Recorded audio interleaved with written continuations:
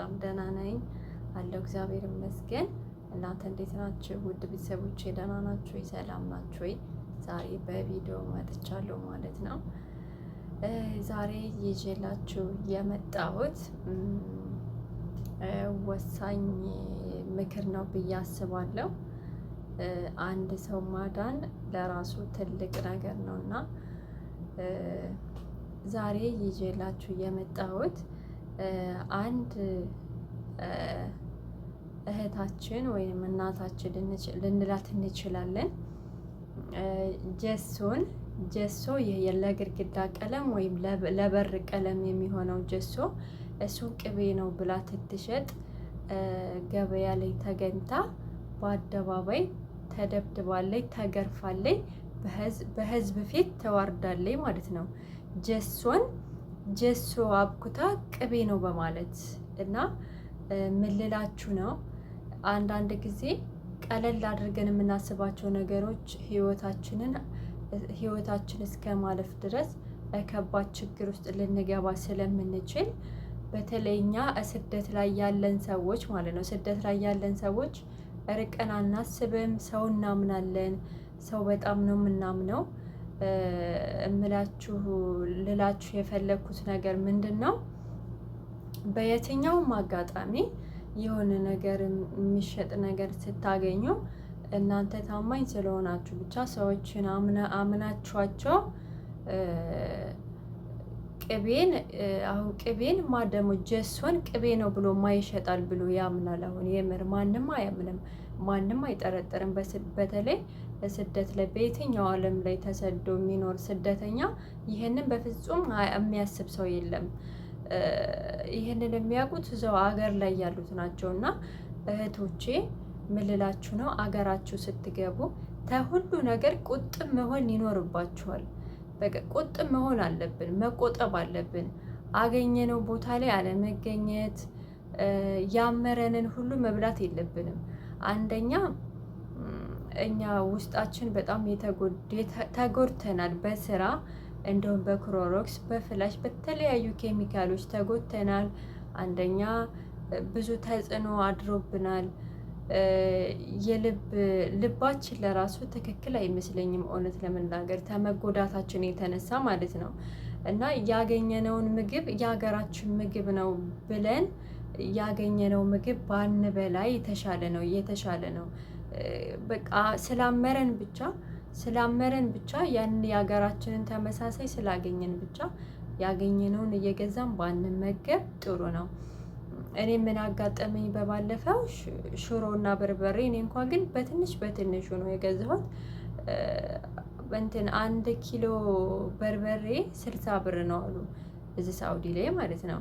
እኔ ግን ይሄን ሁሉ በርበሬ ገዝቼ ምን አደርገዋለሁ እና ለመሞከር ያህል ነው እና በ20 ነው የገዛሁት፣ በ20 ብር ማለት ነው። እና ምንድነው በርበሬው ነው ምንድነው ይሄ ገጠር ቤት የምንለቀልቅበት ግድግዳ የምንለቀልቅበት ቀይ አፈር ነው ማለት ነው። የምሬን ነው የምላችሁ፣ አይጣፍጥም። በተለይ ወጥ ላይም ብዙ ነገር ላይ ትታደርጉት በጣም የሆነ የሚሸት ጠረን አለው።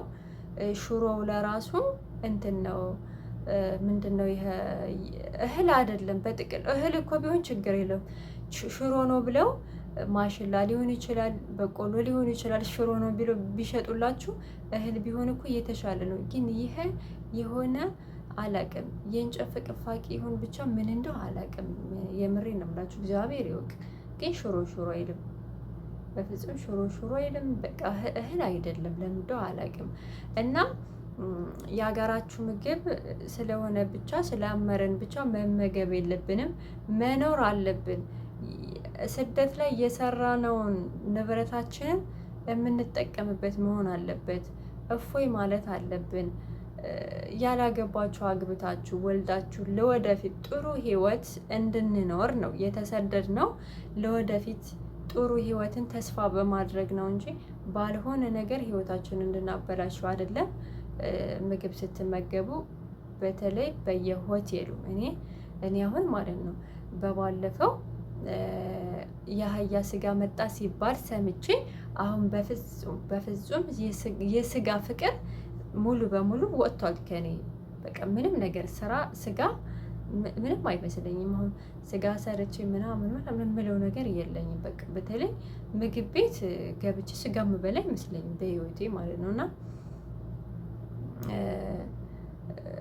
ገና ለገናው አገርም ስገቡ በእጃችሁ ገንዘብ ስላላችሁ ብቻ ስደክም ኖሬ ስለፋ ኖሬ እዛ ምናምን ብላችሁ ሳንቲባችሁን እያወጣችሁ ምግብ ቤት የምትበሉ ከሆነ የምትበሉበትን ምግብ ቤት መምረጥ ይኖርባችኋል።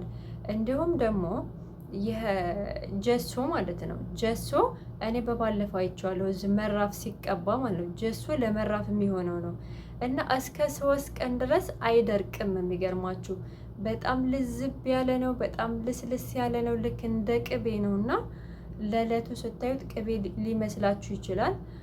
እዚህ አረብ ሀገር ላይ ብዙ ብር አወጣችሁ ፀጉራችሁን አሳድጋችሁት የብሬ ደብራችሁ ብዙ ገንዘብ እያወጣን አሳድገን ሽንት ቤት ተደብቀን እያበጠርን እየተንከባከብን ፀጉራችንን አሳድገን ቅቤ ነው ብላችሁ ጀሶ ገዝታችሁ ቀብታችሁ ፀጉራችሁን እኔ ነግሬያችኋለሁ፣ ፀጉራችሁ እንዳይላጭ እና በቃ እኔ አሁን በፊት ምን አስብ ነበር? በቃ ቅቤ ገዝቼ አናቴን ራስ አድርጌ ወል ነበር። አሁን በቃ ጀሶ ቅቤ ነው ተብሎ እየተሸጠ ነው ከተባለ ወዲህ አበቃ።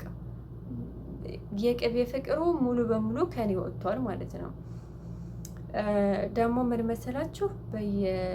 እንደየአካባቢያችሁ እንደ ሀገራችሁ ይለያያል።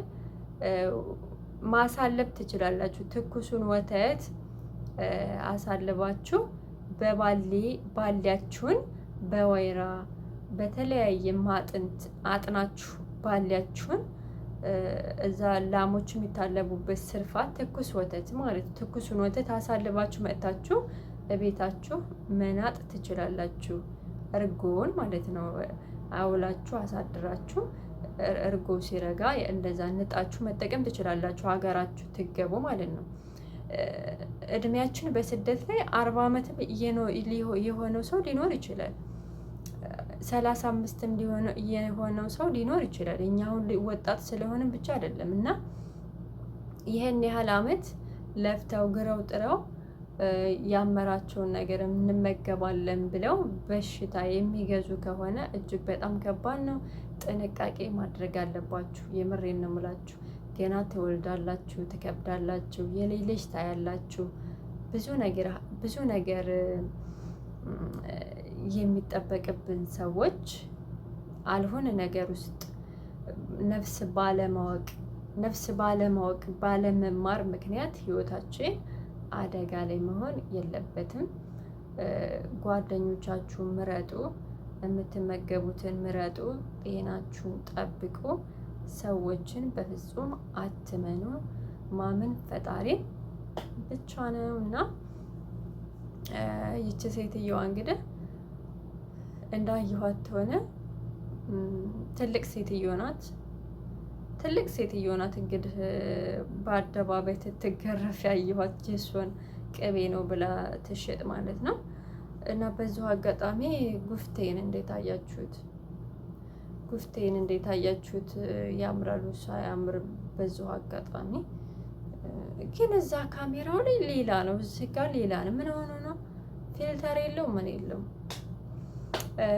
እና አረ እንደው ረስቼው ደግሞ እጅ ልተባበስ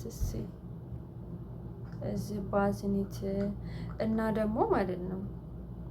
በዚሁ አጋጣሚ ልንገራችሁ፣ የሆነ እንትን ትገዙ የሆነ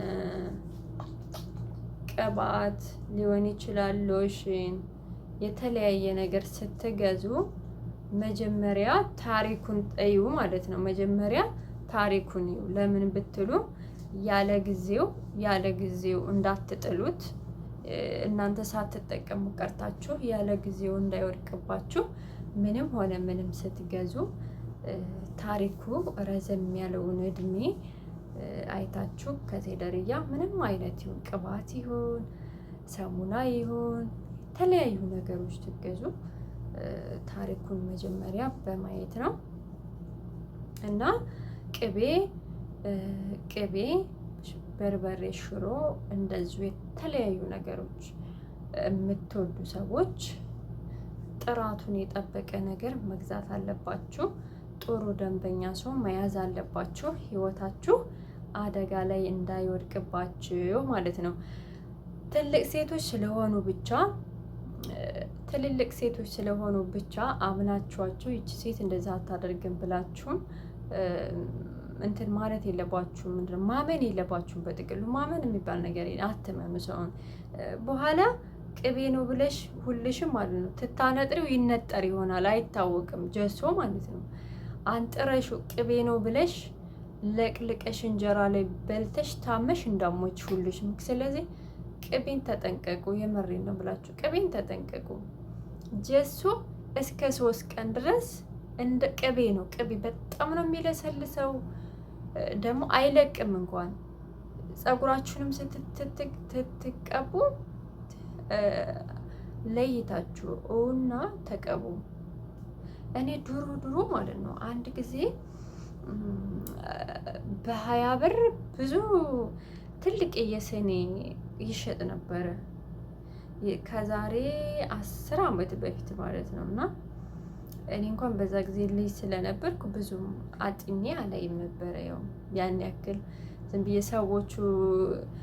ሰው ነበር የማየው። ደግሞ እኔ ሰው ፊት ነበር የማየው። አንዳንድ ሰዎች በቃ አንድ ሴት ፈገግታዋ ደስ ታለኝ ምናምን ተነሱ ነው እንደዛ አይችም ገዛው።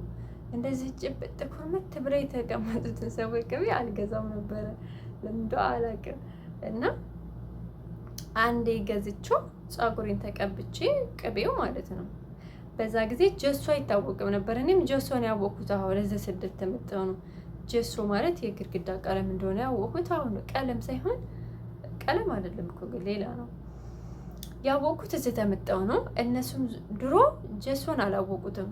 ጀሶን ቢያውቁት ኖሮ ቅቤው ላይ ይደባልቁበት ነበረ። ጀሶን አያውቁትም። አሁን ነው ጀሶ የታወቀው። አገራችን እያደገ የተመጣ ሰዎች የጀሶን ልስላሴ ምናምን አወቁት መሰለኝ። የቅቤያቸው ላይ መደባላለቅ ጀመሩና እኔ የገዛሁት በአጋጣሚ የሙዝ ቅቤ ነበረ። ፀጉራችሁ ላይ አይቀልጥም። ለህፃንም ቀብታችሁት ምርግ እንዳለ ነው የሚቀረው። እንደምን ልበላችሁ የሚቀልጥ ምናምን ነገር የለውም በፍጹም።